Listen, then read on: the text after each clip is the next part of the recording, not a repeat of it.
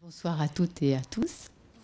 Bienvenue à l'École occidentale de méditation, bienvenue à la Maison de la méditation qui accueille les activités de l'école et qui, les vendredis, ouvre ses portes et a le plaisir d'accueillir des personnalités de différents horizons, qu'ils soient philosophiques, scientifiques, thérapeutiques, artistiques, spirituels, et ce qui nous permet de nourrir un dialogue qu'on veut fertile avec la méditation.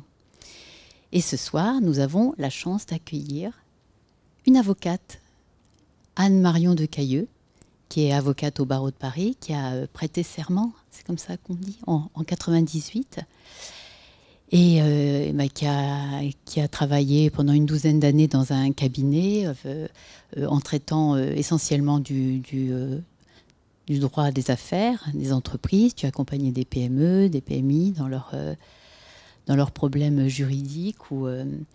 Tu avais déjà des demandes et des consultations de famille. Et puis, il semblerait que ça t'a beaucoup intéressé. Les deux, d'ailleurs, t'ont intéressé parce que le droit des affaires Anne a vu que c'était certainement par la vertu de la négociation qu'on pouvait arriver à des choses intéressantes, ce qu'on pourrait appeler la voie du milieu, qui a de nombreuses vertus, plutôt que de se déchirer devant un tribunal. Et suite à cette expérience, en 2010, tu as créé ton propre cabinet avec le désir de te consacrer, de te tourner vraiment vers la famille, le droit familial. Alors, chapeau, ça a dû te réussir parce que j'ai vu que tu avais été, tu fais partie des 3 meilleurs cabinets d'avocats français en droit familial 2020, il paraît, hein, c'est écrit d'après le très célèbre classement du Best Lawyers, un classement international. Donc c'est quand même impressionnant. Anne fait sa modeste là, mais c'est quand même pas rien. Alors déjà, on est très, très fiers de recevoir une éminente avocate. Mais au-delà de ça, c'est une discussion qu'on a eue toutes les deux cet été qui nous amène aujourd'hui à cette soirée. Nous étions toutes les deux, pas toutes seules, il y avait nombreuses dizaines d'autres personnes avec nous sur un séminaire de méditation cet été qui était dirigé par Fabrice Midal. Et Anne a commencé à me parler de son métier, de son travail.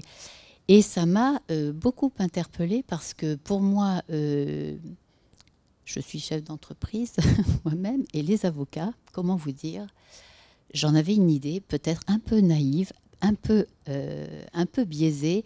Et pour moi, l'avocat, c'était quand même une personne qui pouvait être assez agressive, voire mordante, voire blessante même. J'en ai connu. Ou alors, l'autre idée un peu reçue de l'avocat qui ferait traîner les affaires pour peut-être amasser un petit peu plus d'argent. Enfin voilà, c'est quand même parfois, voilà. J'en ai connu aussi. Mais bon, ils ne sont pas tous comme ça. Et toi, tu m'as alors présenté une image, mais complètement différente de ce métier. Une position très différente. Hein. On a déjà parlé de la vertu de la négociation, de la conciliation, voire même de la réconciliation. Et tu m'as expliqué à quel point il y avait des rapprochements à faire entre la médiation, puisqu'en fait, au-delà de ta formation d'avocate, ton expérience d'avocate, tu t'es formée depuis 2008 à la médiation. Et là, tu m'as ouvert les yeux sur ce que pouvait être un métier d'avocate nourri de cette approche de médiation. Et voilà, c'est de ça que tu vas nous parler aujourd'hui. Parce qu'on est tombés d'accord toutes les deux sur le fait que ça ferait une belle soirée pour l'école, une belle découverte. Et j'ai envie de dire, maître Anne-Marion de Cailleux, la parole est à vous. La parole est à la méditation. Et à la médiation. C'est bon, ça marche ? Je voudrais juste préciser que les fonctions d'avocat et de médiateur sont différentes et que j'espère que ce sera clair au terme de ce que je vais vous expliquer. Mais quand on est médiateur, on ne peut pas être avocat. puisqu'on ne peut pas donner de conseils, et j'y reviendrai plus longuement plus tard. Donc aujourd'hui, je vais vous parler en qualité de médiateur, et le fait que je sois avocat compte dans mon parcours, mais ce sont deux postures différentes. Et ce dont on parlait cet été, c'était du fait que la médiation et la méditation ont transformé mon exercice, mais aussi, c'est vrai, mon exercice d'avocat, au sens où aujourd'hui, je privilégie la résolution des litiges sans passer par le tribunal. Ça, c'est vraiment très important pour moi, et j'y reviendrai. Donc merci Marie-Laurence, et merci à l'école de m'accueillir. Moi, je suis vraiment très heureuse d'être là ce soir. Et je crois que la première raison qui m'a poussée à avoir envie de faire cette causerie ce soir, c'est que j'avais envie de témoigner de ma reconnaissance à l'égard de tout l'apport de l'école occidentale de la méditation, à quel point ça m'a transformée, et ça, j'avais envie de dire merci et d'en témoigner, c'était important. Et puis il y avait, nous sommes dans la semaine mondiale de la médiation, qui est donc un événement qui vient pour la première fois, je crois, en France. Jean-François, tu acquiesces. Et donc tous les médiateurs étaient invités à organiser un événement pour sensibiliser le public et puis les professionnels concernés à la médiation. Et donc c'est un peu dans ce cadre-là que j'ai écrit à l'école.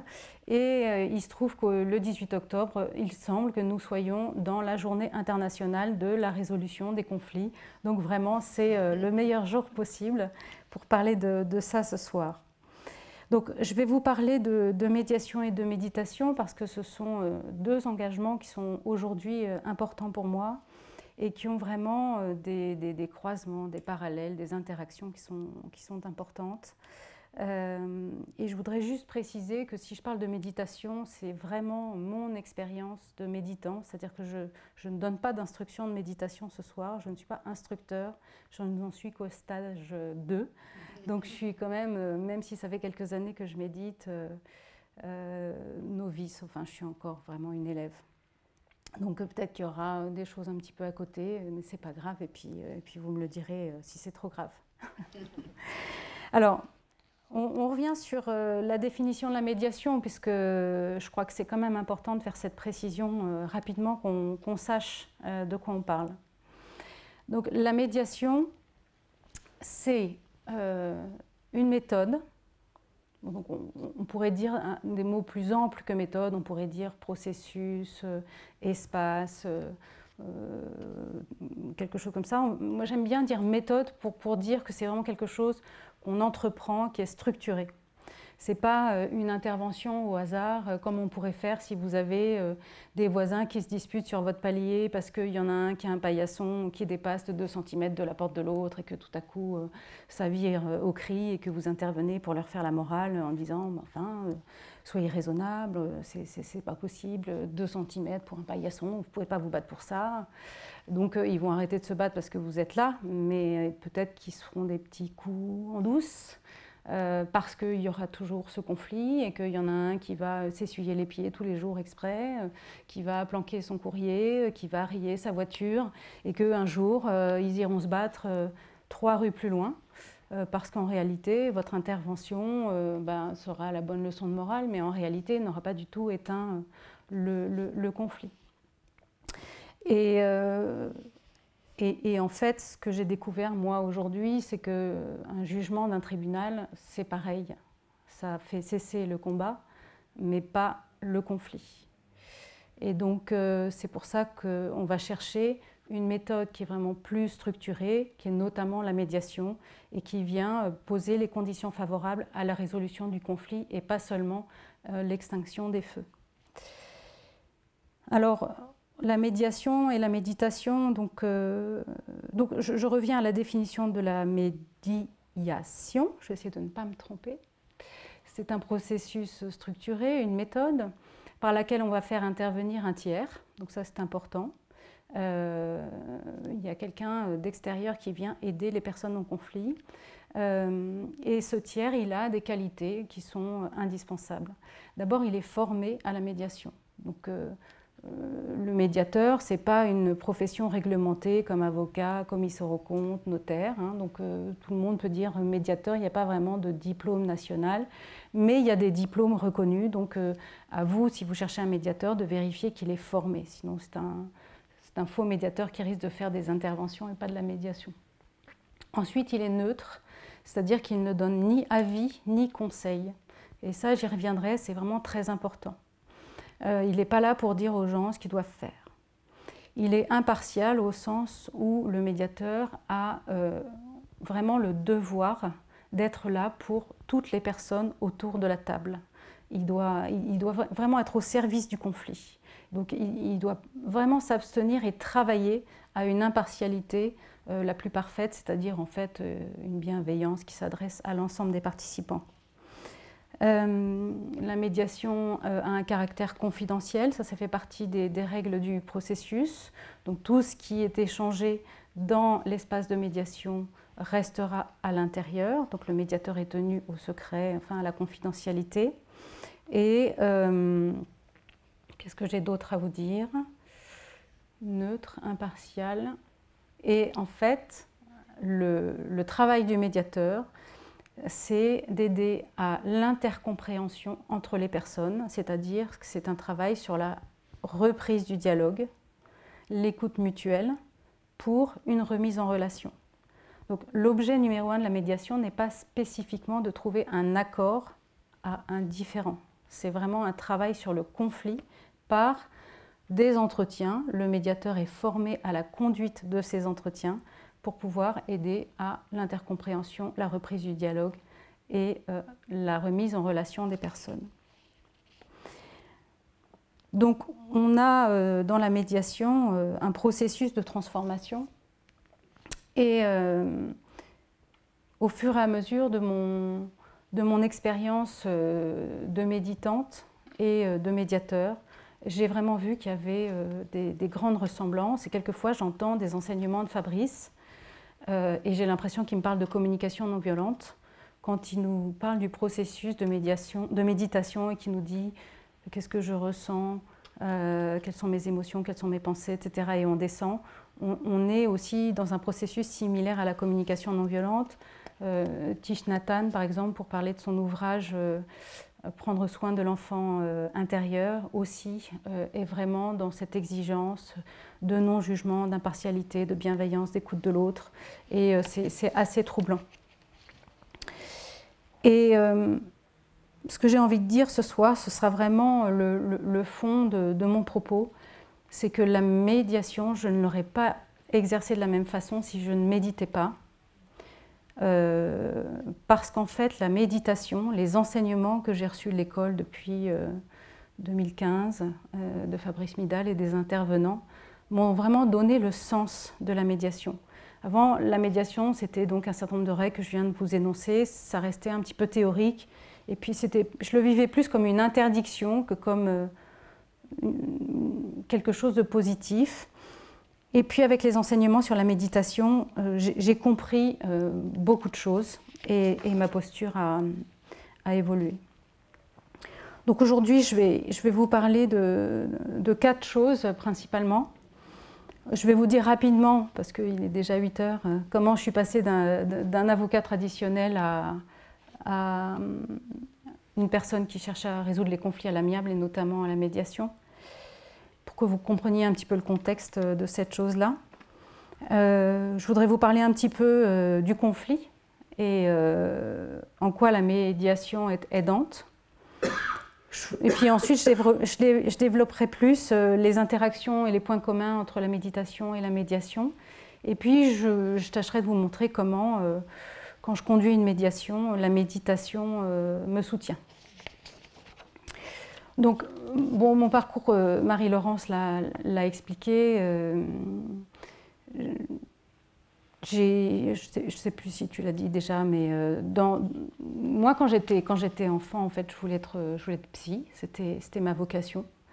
J'avais très envie d'être là-dedans, donc j'étais plus sur les conflits intérieurs, j'imagine. Et puis, j'ai pas fait ça pour diverses raisons. Ma mère m'a dit « Oh, t'es sûre, tu risques de t'embêter ». Bon, donc, j'étais un peu perdue à ce moment-là et du coup j'ai fait ce que mon prof de maths m'a dit de faire, c'est-à-dire une prépa HEC. Donc j'ai bossé sans me poser de questions pendant 2 ans, j'ai fait une école de commerce où j'ai déprimé abominablement. Et puis heureusement il y avait un prof de droit un peu dynamique. J'avais une cousine avocat aussi, Corinne, qui m'a accueillie dans son cabinet et puis là je me suis dit qu'il y avait une voie pour moi. Donc je me suis inscrite à la fac après cette première session d'études. Et à la fac, j'ai trouvé ça absolument génial. Parce qu'enfin, on analysait des textes, on parlait des gens, c'était drôle. En fait, le droit, ça peut paraître étrange, mais le droit, c'est drôle. Parce qu'en réalité, c'est une règle de jeu. En fait, quand on joue avec la loi, c'est de la stratégie, c'est amusant, c'est ludique. D'ailleurs, les avocats gagnent et perdent les procès. Et la procédure judiciaire, c'est vraiment un parcours de jeu de loi, on avance, on prend des raccourcis, quelquefois un peu déloyaux. Mais il y a quelque chose d'un peu ludique, voire même quelquefois une jouissance qui n'est pas toujours à sa place, hein, mais c'est drôle. Et donc j'ai eu beaucoup de plaisir à faire ça. Et puis mes premières années d'exercice, comme tu l'as dit, j'ai fait du droit des affaires et j'étais formée par quelqu'un qui était elle-même formée à l'anglo-saxonne, ma cousine Corinne, et donc on négociait, et ça m'a vraiment quand même appris à avoir une vision proche de la réalité des dossiers plutôt que de prendre la loi pour une idole. En fait, j'ai eu la chance de travailler avec une avocate qui n'aimait pas le droit, et c'était vraiment très formateur. Mais bon, donc j'étais une avocate très investie, je plaidais, j'étais sûre que les juges allaient donner raison à mes clients parce que c'était eux qui avaient raison, avec malgré tout quand même la perception d'une forme d'aveuglement, puisque quand on plaide en prenant fait et cause pour ses clients, bah, on n'a que la moitié de la vérité. Et puis je pense que, bon an mal an, j'ai commencé à le sentir. Et puis l'exercice judiciaire n'est pas facile. On a des bonnes surprises. Malgré tout, c'est agréable de gagner un procès qu'on croyait perdu. Mais il y a une petite voix à l'intérieur qui dit « c'est pas vraiment normal ». De perdre des procès qu'on devait gagner. Bon, là, c'est l'horreur. Parce qu'on a en général annoncé à son client qu'on était sûr de gagner. Donc on commence à dire au client, bah, vous savez, l'aléa du judiciaire, je ne peux pas trop vous dire, les délais sont longs, il y a de la violence, enfin bon, j'étais moyennement heureuse et puis il n'y avait pas assez d'humain dans mon exercice professionnel et c'est là que petit à petit j'ai commencé à faire du droit de la famille. Et donc là je suis arrivée dans les séparations, successions, autorité parentale, avec en gros violence, sexe et argent. Donc c'était déjà plus humain, on pourrait dire. Et avec des conflits humains, avec leur désordre, blocage, énervement, vengeance, peur de l'avenir, revendication, enfin tout. Et ben moi je voulais aider mes clients à retrouver le calme parce qu'en fait j'aime pas le conflit. D'ailleurs, la preuve, j'en ai fait mon métier de résoudre les conflits. Et donc, je me disais, bon, je vais leur donner des conseils, je vais réincarner la loi. Puis en fait, ça ne marchait pas du tout, quoi. Ça ne marchait pas du tout. Parce que je me suis rendu compte que les têtes de mules sont des têtes de mules. Mais j'ai beaucoup de tendresse pour mes clients. Quand je dis ça, ce n'est pas du tout méchant. Mais ceux qui veulent en découdre, en décousent, même s'il y a maître de Cailleux qui leur dit quoi faire. Ça ne sert à rien. Sauf d'autant que j'étais encore assez jeune. Et puis en fait, oui, c'est la cacophonie, et particulièrement en droit de la famille, encore plus qu'ailleurs. Il y a l'avis de l'avocat numéro 1, l'avis de l'avocat numéro 2, l'avis du client numéro 1, du client numéro 2, l'avis du juge. Ça fait 5 personnes qui pensent différemment. Et à la fin, on est censé avoir un jugement, et personne ne s'y retrouve. Je fais un petit aparté pour vous dire que cette insécurité-là de la loi, qui change tout le temps, qui est difficile à interpréter, de la décision judiciaire qui est rendue par une personne humaine, cette insécurité-là, elle existe vraiment. C'est pas moi qui l'invente, c'est pas seulement mon ressenti. Et je voudrais vous lire 3 articles de presse que j'ai aperçus en préparant ce soir. Le premier titre, c'est « Quand les magistrats bricolent leurs barèmes ». Donc les barèmes, ce sont des aides à la décision avec des résultats chiffrés qui permettent aux magistrats de décider combien vous allez payer de pension alimentaire, combien vous allez payer de dommages et intérêts si vous avez blessé quelqu'un. Donc c'est des barèmes. Donc il y a des critères et puis ils disent bon bah ok, donc vous devez 5 000 €, 200 €. Donc on voit quand les magistrats bricolent leur barème, c'est-à-dire que même ils tripatouillent des choses et ça se diffuse et finalement personne n'y comprend, personne ne sait appliquer ces barèmes et ça permet de rendre un jugement en 5 minutes. Le deuxième titre, c'est des jugements de garde d'enfants remis en question à la suite d'enquêtes sur un psychologue. Donc ça veut dire quoi? Ça veut dire que vous avez un juge qui rend un jugement sur la résidence d'un enfant sur la base d'un rapport d'un psychologue qui est remis en cause par une enquête. Bon, c'est pas de la faute du juge, mais enfin, là aussi, on imagine la situation de ces personnes. C'est absolument abominable. Et le dernier titre, c'est « La Cour de cassation veut plus de prévisibilité dans les décisions de justice ». Donc ça, c'est pas mal, j'étais contente de voir ça.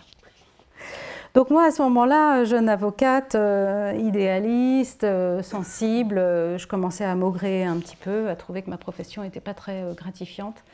Et puis, par chance, je n'étais pas la seule à avoir envie de résolution amiable. Hein. En fait, toute la société développe cette chose-là. Parce qu'on comprend qu'en fait, donc, un jugement ne répond pas aux besoins profonds des personnes, voire aggrave la crise, qu'on a besoin que les personnes participent à ce qui les concerne directement et aux prises de décision. Et puis, les caisses de l'État sont vides, donc dans les tribunaux, il n'y a plus de papier. Il n'y a pas assez de juges, il n'y a pas assez de greffiers, c'est assez terrible. Donc la résolution amiable monte. En France, ça se structure depuis 1995. Il y a des petites lois qui avancent pour rendre l'obligation de commencer par une médiation ou l'obligation des avocats d'essayer de discuter. Voilà. Petit à petit, ça se structure, ça se développe.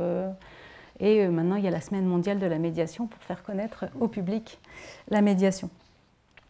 On va vers ce qu'on appelle la justice participative. Donc ça dit bien ce que ça dit, justice participative. Et le Québec, qui est un pays absolument extraordinaire, nous montre la voie. De toute façon, ils sont vraiment précurseurs, puisqu'ils ont intégré dans leur code de procédure civile, c'est-à-dire l'ensemble des lois qui organisent la procédure judiciaire, ils ont introduit un préambule qui pose ce principe de justice participative que j'ai envie de vous lire, qui dit le code, donc l'ensemble des règles qui organisent le système judiciaire. Le code vise à permettre, dans l'intérêt du public, la prévention et le règlement des différends par des procédés empreints d'esprit de justice et favorisant la participation des personnes. Il vise également à assurer la qualité de la justice civile et l'exercice des droits des parties dans un esprit de coopération et d'équilibre, ainsi que le respect des personnes qui apportent le concours à la justice. Donc, on voit là qu'il est intégré dans la loi du Québec en préambule qu'on souhaite des solutions équilibrées qui sont trouvées à l'issue de processus auxquels les personnes concernées participent. Donc on a vraiment un renversement de paradigme par rapport à nous, Français, qui sommes un peu paternalistes sur les bords, qui aimons bien demander à papa le juge ce qu'il en pense. Et aujourd'hui, on va donc inverser les choses et on va vers l'autonomie des personnes. Donc on a une justice qui évolue. Et ce que je trouve extraordinaire, c'est qu'on se rapproche vraiment de la balance, c'est-à-dire des décisions qui vont être équilibrées et où l'équité va prendre une part vraiment très importante pour corriger la loi. Parce que la loi, en fait, c'est une norme politico-sociale, c'est une référence, mais ce n'est pas la vérité. Et l'équité, c'est quelque chose qui est un peu proche de la vérité. C'est une règle non écrite, c'est évident, c'est quelque chose qu'on sent. On a besoin, quelquefois, de comprendre la loi et la corriger au soutien de l'équité, qui est une règle non écrite, en fait. Donc ça, c'est vraiment très beau.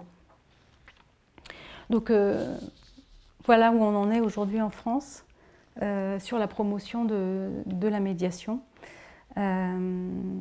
Et ce contexte-là où arrive cette causerie.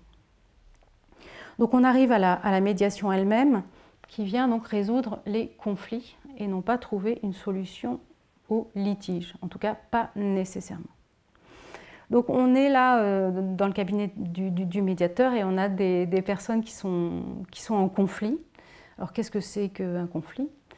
Il y a plein de définitions, j'ai envie de dire qu'en ce qui nous concerne, vous avez des personnes qui ont à la fois un bouillonnement émotionnel, donc il y a peur, colère, anxiété, haine, enfin, c'est vraiment, ça bouillonne dans tous les sens, et un bouillonnement mental avec la recherche des causes. Donc, ah, c'est de ma faute, j'aurais pas dû faire ça, c'est de sa faute, tout ça c'est de sa faute, mais tout ça c'est de ma faute. Et la recherche de solutions extrêmement rapides pour sortir de la souffrance évidemment engendrée par le conflit. Et donc on va très souvent, quand on est en conflit, commencer par poser les solutions avant de poser le problème. Et c'est pour ça que ça bloque en fait, puisque chaque personne en conflit, ça bouillonne tellement qu'il n'y a plus de possibilité de penser et de réfléchir. Et donc on passe à côté du vrai problème qui se pose, on se focalise sur les solutions. On est dans un blocage et dans une absence de dialogue. Le fait que les personnes soient comme ça, elles se retrouvent en conflit l'une contre l'autre parce qu'on dit que dans la théorie transformative du conflit, on dit qu'il y a deux caractéristiques principales. La première, c'est que les personnes ne se sentent pas écoutées. Et la deuxième, c'est qu'elles ont un sentiment d'impuissance. Donc le fait qu'elles aient un sentiment de ne pas être écoutées les conduit à avoir une impression d'isolement. Et l'impression d'isolement accroît le sentiment d'impuissance. Le sentiment d'impuissance fait qu'elles perdent confiance en leur capacité à agir. Et du coup, elles s'isolent encore plus, elles se sentent encore plus, etc. Et donc c'est une spirale négative qui fait qu'au bout d'un moment, tout le monde est coincé et il n'y a plus de dialogue. Quand les personnes sont en conflit, traditionnellement, il y a 3 solutions possibles. La première, c'est la violence. La deuxième, c'est le renoncement. Et la troisième, c'est l'appel à un tiers, arbitre ou juge, qui va décider à la place des personnes. Ce sont les 3 solutions classiques, spontanées qu'on a par rapport à un conflit. Et on voit bien qu'en fait, elles ne résolvent pas du tout le conflit lui-même. Ça n'a rien à voir. Et il y a une 4e voie qui est donc la justice participative. Alors, pour voir un petit peu les 3 stratégies, j'avais envie de vous donner un petit exemple de conflit. On a Jules et Juliette qui sont amoureux. Et ils sont ensemble depuis un moment, puis ils ont envie de s'installer ensemble, puis peut-être même d'avoir un bébé, je ne sais pas. Et donc, ça crée une petite tension, il y a une approche de changement là. Et donc, Juliette dit à Jules, est-ce que tu m'aimes? Et Jules dit, embrasse-moi. Et Juliette dit, non, mais est-ce que tu m'aimes? Il dit, embrasse-moi. Et donc, ça crée une tension en fait. Alors ça dure, et puis Juliette appelle sa meilleure amie et dit Jules, de toute façon, tout ce qu'il veut, c'est coucher avec moi, il s'en fiche, j'en ai marre, c'est pas normal, je lui demande s'il m'aime, il est même pas fichu de me répondre, alors c'est quand même pas compliqué, il pourrait faire l'effort. Jules discute avec son copain, ouais, Juliette, ça va pas trop, elle veut plus me toucher, il n'y a plus rien. Vraiment, ça va pas du tout, elle me rejette, elle est hyper froide, hyper exigeante. Est-ce que tu m'aimes? Elle me harcèle avec ses questions, c'est insupportable. Vraiment, je suis quand même assez pessimiste. Donc, on en est là. Qu'est-ce qu'on a? Donc, on a la violence, en imaginant que ça dure un petit peu. Donc, Jules se prend pour un cow-boy, il prend Juliette, il l'embrasse sauvagement, et Juliette le traite de tous les noms en hurlant. Donc ça, c'est la violence. Le renoncement, ils se disent, on s'aime quand même, ils restent ensemble, c'est un peu tiède, ils n'ont plus trop confiance l'un dans l'autre, ils n'arrivent pas à se parler. Et puis, il y a le tiers. Alors bon, pour rigoler, je vais forcer le trait. On va dire ils vont voir un sexologue qui leur dit 3 bisous par jour et 4 je t'aime. Et puis après, ils vont voir un psy qui va dire bah non, bah, séparez-vous parce que là, manifestement, ça ne marche pas. Bon, j'exagère, je sais que les sexologues ne diraient pas ça et un psy ne dirait pas ça. C'est pour forcer le trait pour qu'on comprenne. Alors, s'ils arrivent en médiation, comment ça se passe ? Le médiateur les reçoit, les invite à s'asseoir, à se poser, et puis il va leur poser une série de questions. Enfin, en tout cas, moi, c'est ma méthode. Hein. Je ne parle pas de la médiation en général. Donc, une des méthodes que j'emploie régulièrement, c'est de poser une série de questions simples, en les interrogeant sur un certain nombre de séquences. On va commencer par leur demander « Que se passe-t-il » Donc, on va essayer d'établir un petit peu la version des faits de chacun. Ah, bah, quand je demande à Jules s'il m'aime, donc chacun raconte. Et puis, ensuite, le médiateur va travailler sur les croyances de chacun, en disant, bon, ben, Juliette, quand vous dites à Jules, est-ce que tu m'aimes et qu'il dit embrasse-moi, qu'est-ce que vous pensez? Qu'est-ce que vous vous dites? Ben, moi, je pense qu'il ne m'aime pas, je pense que je me sens trahie, enfin, je pense que il pense qu'au sexe, etc., etc. Et donc Jules entend ça, parce que dans un dialogue entre les deux, ils n'arrivent pas forcément à se dire. Et la même chose avec Jules. Jules, quand vous dites ça, qu'est-ce que vous pensez? Ben, je pense que Juliette veut me contrôler, je pense qu'elle n'a plus envie de moi, et je pense qu'elle ne m'aime plus. Après, le médiateur va travailler sur leurs émotions, en disant, d'accord, donc quand il se passe ça, qu'est-ce que vous ressentez? Et donc, chacun va pouvoir exprimer ce que ça lui fait à l'intérieur. En disant, bon, Juliette dira, bah, je me sens trahie parce que pour moi, j'ai besoin d'avoir une relation d'amour pour m'unir à quelqu'un. Sinon... Et donc là, s'il ne m'aime pas, je me sens trahie parce que quand même, on avait des projets ensemble. Puis je me sens seule, puis je ne me sens pas entendue, et puis je me sens... Et Jules, c'est la même chose, bah, je me sens jugée, je me sens rejetée, je me sens frustrée, je me sens énervée. Et chacun va pouvoir comprendre ce qu'il dit fait à l'autre, mais pas dans un sens de reproche. Je leur demanderai quels sont leurs besoins, de quoi vous auriez besoin aujourd'hui. Et donc Juliette va pouvoir dire, bah, moi j'ai besoin d'être rassurée sur les sentiments de Jules. Et Jules va dire, bah, moi j'ai besoin d'être rassurée sur les sentiments de Juliette. Parce que finalement chacun attend la même chose de l'autre. Et là on va avoir comme ça la mise en lumière qu'ils ont les mêmes besoins, mais pas les mêmes stratégies. Et en ça, finalement, on va se rendre compte que ce conflit, c'est juste un malentendu. Donc le travail du médiateur sera de reformuler à chaque moment ce que les personnes disent, au plus juste de ce qu'elles disent, c'est-à-dire sans analyser, sans ajouter, sans interpréter, sans diriger, sans conseiller. Et cette reformulation du médiateur, à chaque fois que l'un d'eux va s'exprimer, va renforcer l'écoute mutuelle. Ça va permettre un accusé-réception de ce que chacun dit. Et cette accusé-réception, c'est très important, parce qu'en général, quand quelqu'un parle, on n'écoute pas, on est déjà en train de penser à ce qu'on va répondre, soit pour contredire, soit pour ajouter. Et donc cette accusé-réception permet d'asseoir le propos de la personne, de le poser là, autour de la table, et de vérifier que l'autre a vraiment écouté, au lieu d'être déjà dans ses ruminations, sa réaction, ses émotions, ses croyances. Donc ça permet vraiment à la chose de se poser là. Et puis donc, le médiateur pourra mettre en valeur les points de rapprochement et de divergence en disant bon, bah, finalement, Jules, pour être rassuré, vous avez besoin de sentir que vous êtes aimé. Et vous, Juliette, pour être rassurée, vous avez besoin d'entendre que vous êtes aimé. Donc voilà, et puis c'est tout. Et puis je n'ai pas à leur dire écoutez-vous, touchez-vous. C'est eux qui vont se débrouiller avec ça. Mais au moins, ils auront compris qu'en réalité, ils ont ça en commun et qu'en fait, il n'y a pas de problème. Donc, ce qu'on voit, c'est que le médiateur a agi vraiment sur la relation entre les personnes, sur les interactions entre elles, sur les malentendus, mais pas vraiment sur le problème en soi. On a vraiment uniquement discuté et travaillé l'écoute mutuelle.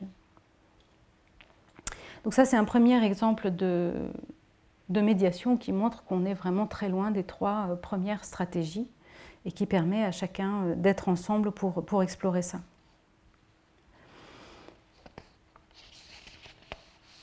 J'avais envie de vous donner un autre exemple rapide pour vraiment avoir 2 situations qui vous permettent de conforter ce que je viens d'expliquer sur la médiation. Je vous donne donc une deuxième petite histoire. On a un homme et une femme, mettons Tom et Célia au hasard, qui se sont séparés et qui ont un petit bébé qui a 14 mois. Et Tom veut absolument la résidence alternée et Célia ne veut absolument pas la résidence alternée. Donc au départ, il n'y a pas de jugement, il n'y a pas de décision. Et Tom, qui veut vraiment voir son petit, quand il va chercher le petit à la crèche, il est censé le ramener quelques heures après, puis il envoie un texto et il dit bah, « Tiens, je te le ramène demain ». Et puis après, il dit ah, « Bah non, je te le ramène après-demain ». Donc forcément, Célia, c'est l'incendie. C'est du kidnapping, mais non, on a les mêmes droits, etc. Bon, au lieu de faire un référé, ils viennent en médiation, ce qui est très bien. Donc on travaille sur leur rencontre, chacun explique ce qu'il a vécu dans leur rupture, hein, on revisite ça. Tom dit, bah oui, moi, la vie avec Célia, c'était l'enfer, elle n'arrêtait pas de me faire des reproches, c'était invivable, j'en pouvais plus.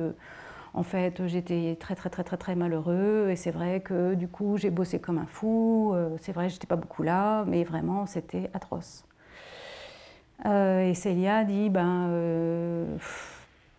oui, c'est vrai, c'était dur parce que moi j'ai dû déménager, en fait je ne me suis pas adaptée et puis il y a cet enfant qui est venu très vite, c'est vrai, il est peut-être venu un peu vite et puis j'étais toute seule avec le bébé, bon, je reconnais que c'était dur pour toi et je m'excuse. Donc déjà on est arrivé là, ce qui était vraiment agréable pour Tom.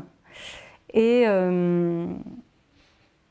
mais moi, j'étais complètement désemparée et en fait, l'enfant, tu t'en es pas occupé, quoi. Donc, pourquoi tu viens aujourd'hui, tout à coup, il y a une résidence alternée, qu'est-ce que c'est que ce bazar? Bon, moi, je suis médiateur, évidemment, à l'intérieur, ça cogite quand même. Hein, c'est un petit enfant. Ça, j'y reviendrai tout à l'heure. Et je leur dis, venez avec vos avocats, ils vont expliquer la solution en droit, en jurisprudence, et puis vous confronterez votre documentation médico-psychologique pour voir. Et sachant que ce n'était pas moi qui devais examiner, puisque je suis neutre, c'était eux qui devaient avoir cet échange. Donc ils arrivent finalement sans leurs avocats, parce que je pense que les avocats n'étaient quand même pas très sûrs d'eux sur cette affaire, parce que puis de toute façon il y a un tel aléa, c'est compliqué. Et ils viennent chacun avec un dossier comme ça, de documentation de plein de psychiatres, plein d'experts, etc. L'un pro-résidence alternée, l'autre anti-résidence alternée. Et la séance se passe, ils s'engueulent, pardon, mais du début à la fin. Mais c'était terrible, c'était des tensions extrêmes. Vraiment, ils étaient extrêmement tendus. Et puis au bout d'un moment, ils se tournent vers moi et ils me disent, mais on fait quoi? Et je dis, je ne sais pas. Et je dis, en fait, vous, monsieur, vous avez la conviction que pour que votre enfant ait un bon développement neuropsychologique, il doit être régulièrement avec son papa pendant plusieurs jours. Et vous, madame, vous avez la conviction que pour que votre enfant ait un bon développement neuropsychologique, il doit être principalement avec sa maman et ne pas dormir avant 2 ans ou 3 ans chez son papa. Eh bien, peut-être que vous avez besoin d'un juge. Donc, ils étaient mal. Moi aussi. Mais bon, et alors ils sont partis, merci beaucoup. Je dis, ouais, merci de quoi? Et le lendemain, j'ai eu un texto de l'avocate de l'un des deux qui m'a dit, tu sais quoi, ils ont déjeuné ensemble en bas de ton bureau et je n'ai pas d'instruction de faire une procédure. Donc manifestement, constatant l'impasse, ils ont trouvé le truc, quoi. Ils ont dit tout ce qu'ils avaient à dire, ils se sont engueulés, ils ont vu que c'était un peu 50-50 en termes d'argumentaire, que moi je ne pouvais pas les départager. Le juge, ils en ont eu une peur bleue tous les deux. Eu égard au coût, au temps, aux horreurs qu'ils allaient être obligés de dire l'un sur l'autre, et puis sur la décision, qui était vraiment trop incertaine, et donc ils se sont débrouillés. Donc voilà vraiment deux exemples qui vous permettent de voir ce que c'est un petit peu de la médiation. Et j'en viens donc au cœur de mon propos, qui est de tracer des grands traits sur les parallèles avec la médiation. Qu'est-ce qu'on voit avec la méditation, pardon. Sur la médiation, on voit d'abord, et vraiment ce que je vais dire, c'est la méditation qui me permet aujourd'hui de le comprendre. Je pense que je n'aurais pas pu développer cette pensée sur la médiation si je n'avais pas médité. Donc d'abord, ça offre un espace au conflit. Donc c'est déjà quelque chose de très important. Donc on arrive à la séance. Alors l'espace, c'est la durée de la séance, c'est le lieu qui est chez le médiateur, qui est un lieu neutre. On va s'asseoir. Et la durée du processus de médiation, on dit c'est en général 3 mois renouvelable, mais on sait qu'on est sur une certaine durée pendant laquelle le processus de transformation va être amorcé. Donc déjà, c'est un espace comme en méditation, où il faut qu'on ait cet espace-là.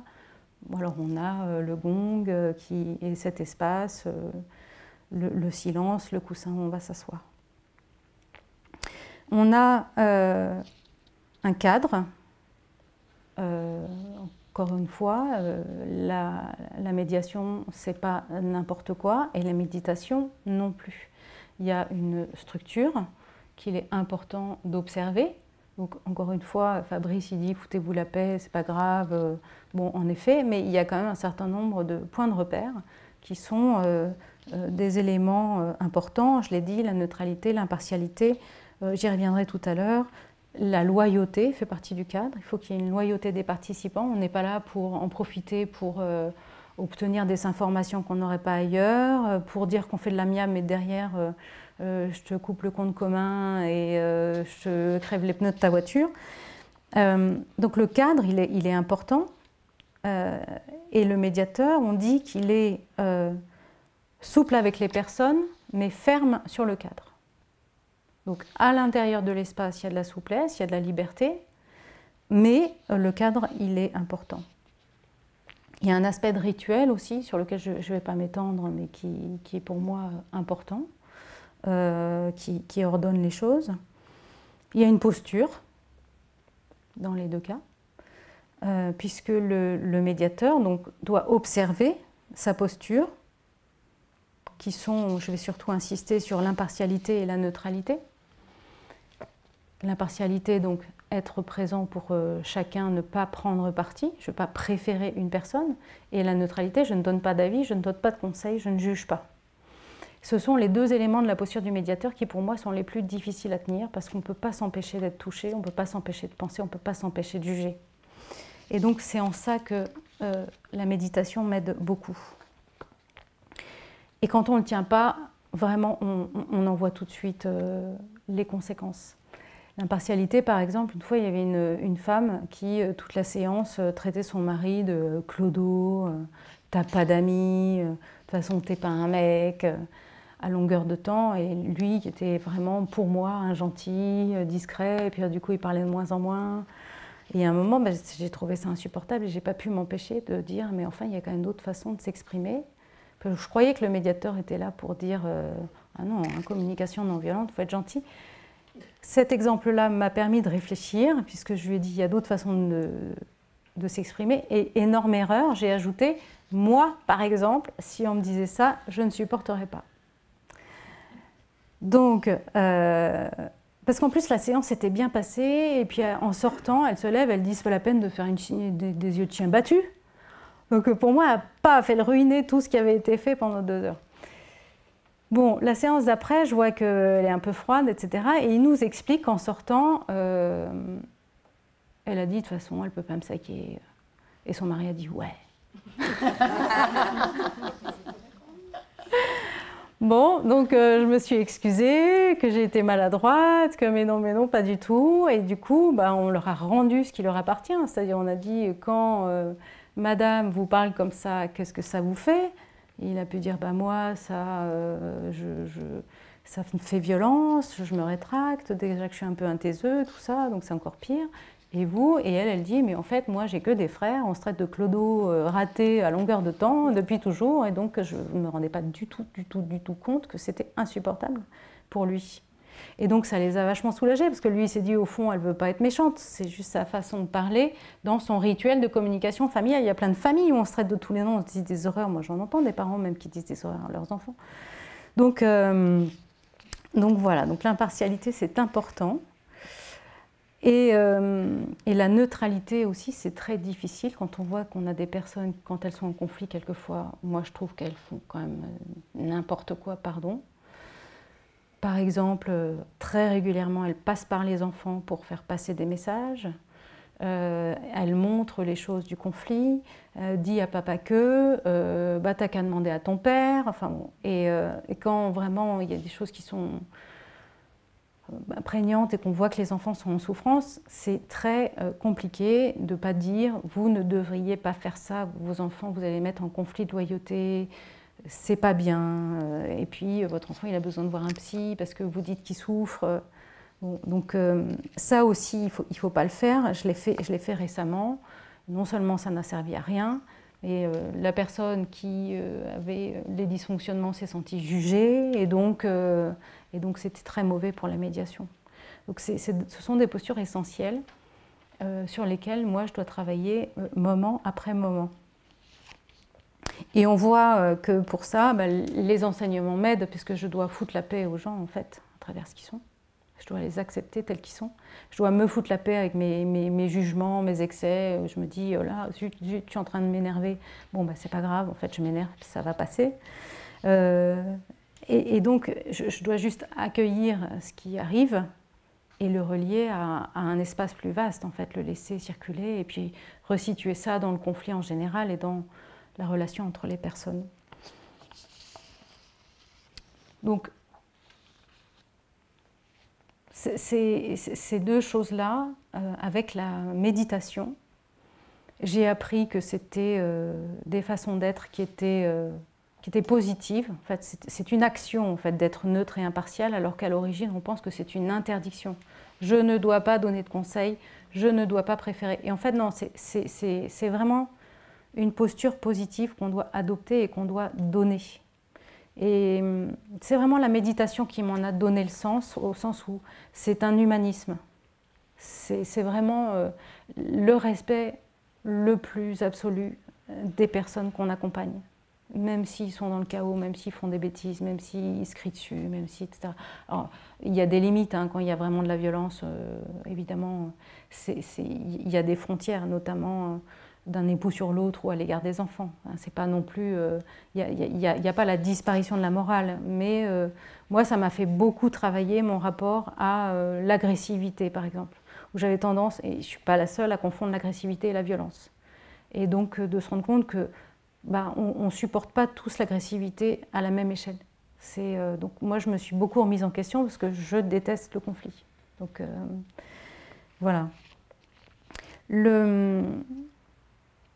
Un autre pan, c'est un autre parallèle. Il y a bien sûr l'écoute attentive du médiateur, puisque comme en méditation, on doit écouter attentivement absolument tout ce qui advient. Et quand je dis écouter, ce n'est pas seulement avec ses oreilles, c'est regarder les postures, les mimiques, l'intonation de la voix. Ce n'est pas seulement les phrases, c'est tout ce qui se passe. Et quelquefois, il y a des choses même qui peuvent paraître très simples, qui sont importantes. Je donne un exemple, on a souvent des carrés de chocolat ou des bonbons, nous les médiateurs, à offrir. Ça donne un peu de sucre et ça fait de l'accueil. Et c'est rigolo, par exemple, il y avait une séance où la femme disait « de toute façon, tu ne sais pas profiter de la vie, d'ailleurs, tu n'aimes pas le chocolat ». Et puis au bout d'une heure, il commence à prendre les morceaux. Donc on s'est dit, qu'est-ce que ça signifie? Ça dit quelque chose? Ou alors il y avait un autre moment avec un couple qui ne s'était pas vu depuis 10 ans, sauf pour se faire les pires horreurs, mais vraiment les pires horreurs, je n'ai pas le temps de vous raconter. Et donc ils se retrouvent à la table de médiation, je leur dis, ça fait combien de temps que vous n'êtes pas assis autour de la même table? 10 ans, d'accord. Ça chauffe, ça part en conflit. À un moment, l'homme, en évoquant un souvenir, il se met en colère, il devient rouge, il tremble et il se jette sur le chocolat. Et elle dit, tu devrais faire attention, on sort de Noël là. Et je leur ai dit, mais en fait, vous vous entendez bien. Enfin, moi, j'ai trouvé que c'était un truc d'intimité quand même, de parler comme ça. C'était rigolo parce que, en fait, il y avait un fond de taquinerie, en fait. C'était pas méchant la façon dont elle l'a dit, j'ai trouvé ça super.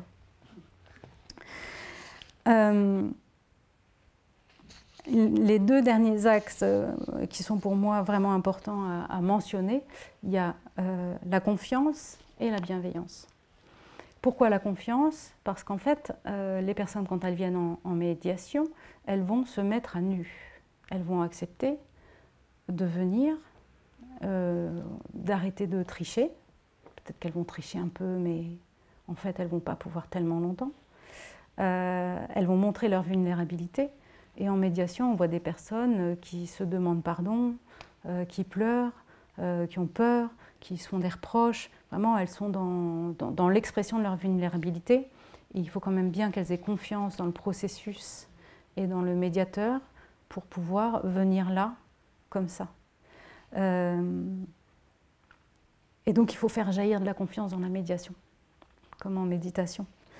Et il faut de la confiance aussi parce que, comme dans la médiation, il n'y a pas de solution, on n'est pas là pour trouver une solution, en tout cas, il n'y a aucune garantie, on vient aussi pour ça, mais pas seulement. En fait, il n'y a rien à réussir, comme en méditation. Il n'y a rien à réussir, il faut juste être là, s'écouter et laisser agir ce qui se passe. Et ça demande quand même du courage de venir se mettre à nu dans un espace de médiation alors qu'on est en conflit avec une personne, sans aucune garantie. Le cadre, il existe, mais il est quand même minimaliste. Alors on peut accueillir les avocats autour de la table de la médiation, il y a des personnes qui se sentent rassurées, c'est bien ou c'est pas bien, il y a des débats autour de ça pour le savoir, je dirais que ça dépend des cas.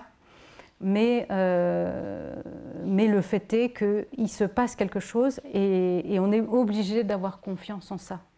Et c'est le fait que ce soit un processus, précisément. On dit toujours aux personnes, la médiation, ce n'est pas une procédure, c'est un processus.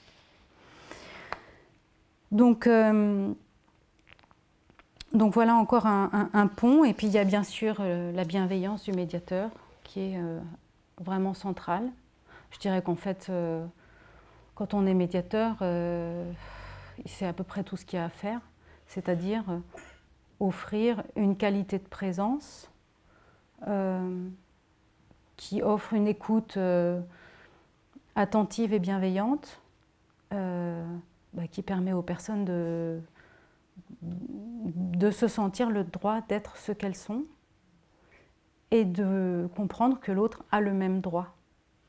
Et la bienveillance du médiateur, elle est vraiment clé, parce que c'est parce que par mon impartialité et ma bienveillance, je vais accueillir les deux personnes qu'elles vont voir quand même que, oui, peut-être qu'elles peuvent se rapprocher et que c'est pas dangereux, quoi.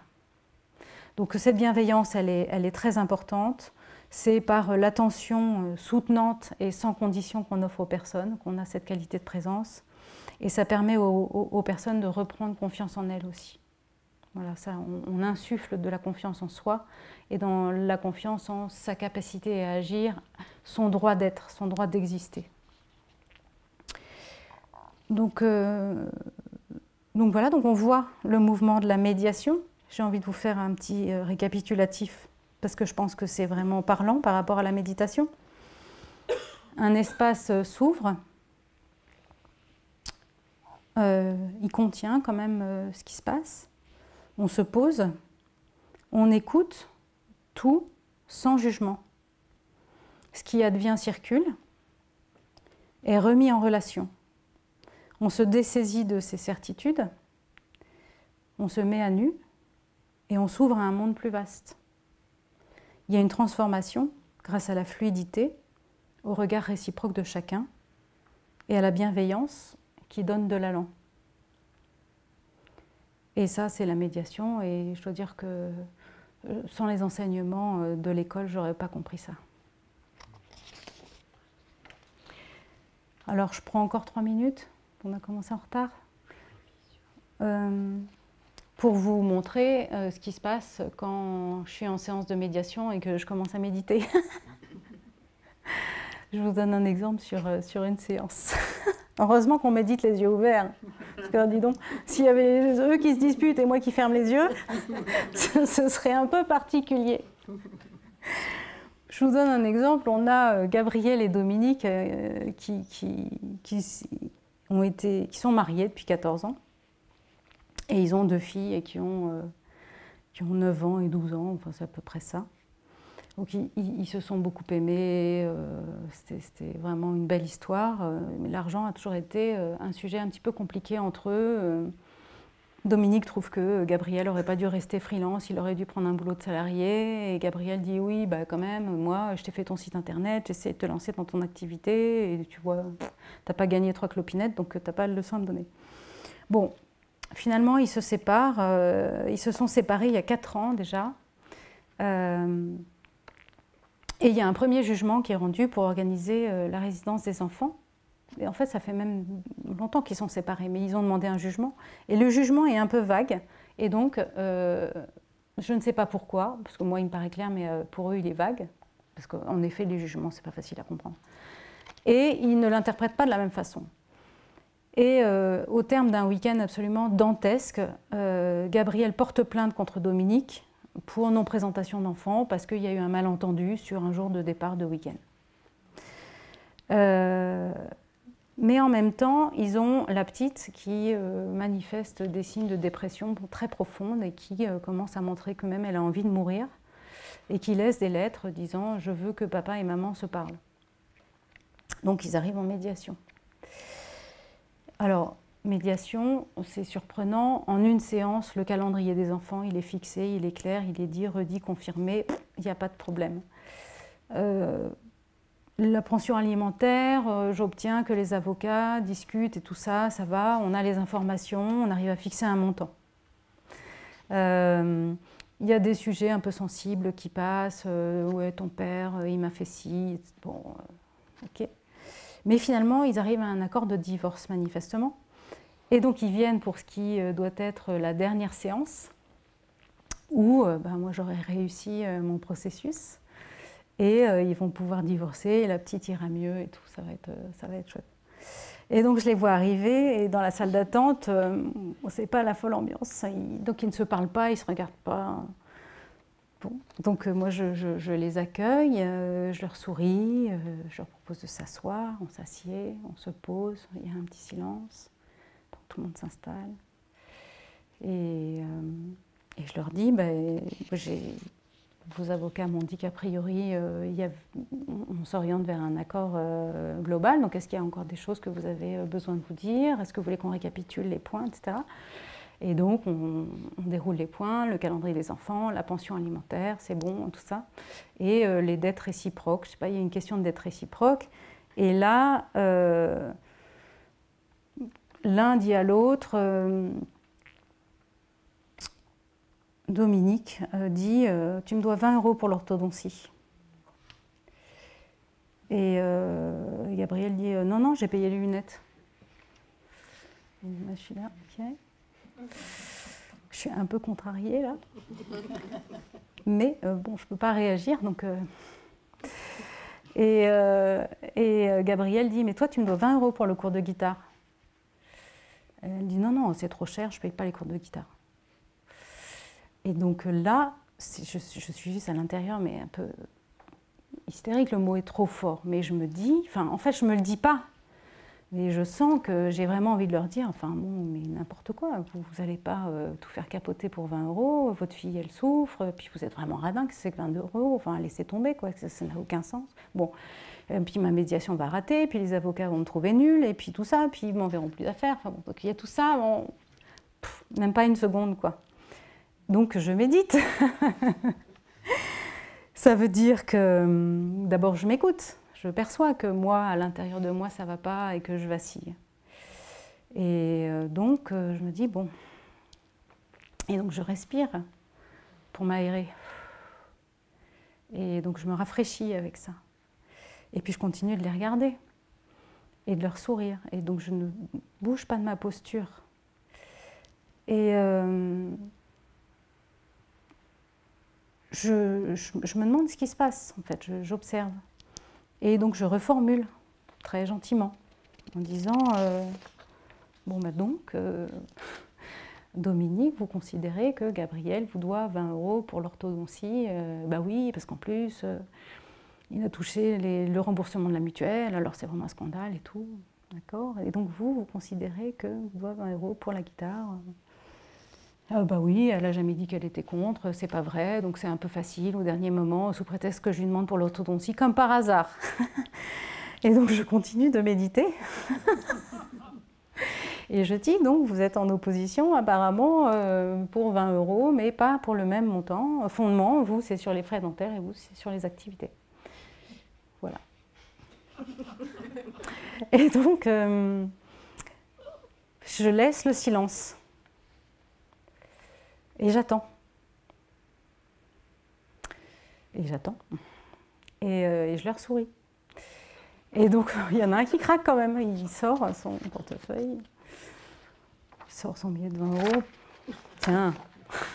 Et donc moi, il ne faut pas que je rie, quoi. J'ai envie de le prendre, le billet de 20 €, de dire, bon, allez, c'est bon, quoi. Mais non, je ne bouge pas, j'attends. Et donc, elle regarde le billet de 20, elle dit, non, c'est bon. Et donc, je garde ma posture et je dis donc c'est bon. Un petit ton comme ça. Et ils disent ouais, ça va, je laisse tomber. Et donc, en fait, qu'est-ce qu'ils ont fait? Finalement, ils ont accepté de divorcer. En fait, ils ont résisté au dernier moment. Il y a eu une petite résurgence. C'était attendrissant d'une certaine manière de les voir comme ça. C'était un peu comme des enfants. Enfin, c'est pas péjoratif ce que je dis, mais quand même. Et puis, ils ont fait ce pas de laisser tomber. Puis, je trouve ça vachement intelligent. Alors, par contre, je fais de la psychanalyse de comptoir, mais ils se gardent une dette réciproque du même montant. Donc, je trouve ça assez fort, quoi.